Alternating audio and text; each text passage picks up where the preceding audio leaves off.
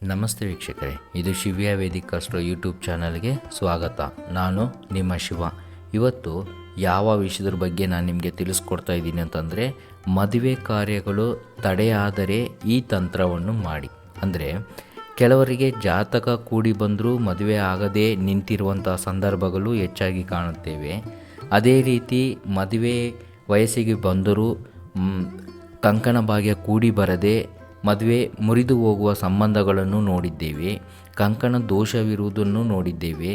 ಅದೇ ರೀತಿ ಮದುವೆ ಕಾರ್ಯಗಳು ಮಾತುಕತೆಯಾಗಿ ನಿಂತಿರೋದನ್ನು ನೋಡಿದ್ದೇವೆ. ಮುರಿದು ಹೋದ ಸಂದರ್ಭಗಳು ಮತ್ತೆ ಬಂದರೂ ಅದು ನಡೆದೇ ತಡವಾಗಿ ನಡೆಯುವುದನ್ನು ನೋಡಿದ್ದೇವೆ.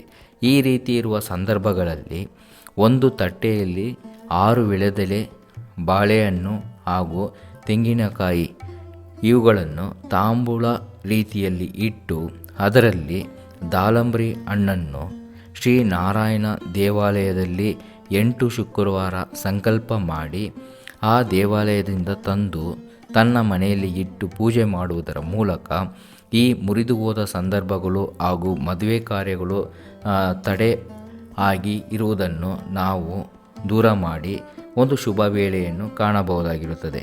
ಅಂದರೆ ಮದುವೆಯ ಕಂಕಣ ಭಾಗ್ಯಗಳು ಕೂಡಿ ಬರುತ್ತದೆ. ಈ ರೀತಿ ಸಣ್ಣ ಪುಟ್ಟ ತಂತ್ರಗಳನ್ನು ಮಾಡಿ ವೀಕ್ಷಕರು ಲಾಭ ಪಡೆಯಬೇಕಾಗಿ ಕೇಳಿಕೊಳ್ಳುತ್ತೇನೆ. ನಮಸ್ತೆ. If you like the video, please like, share and subscribe the channel. Thank you.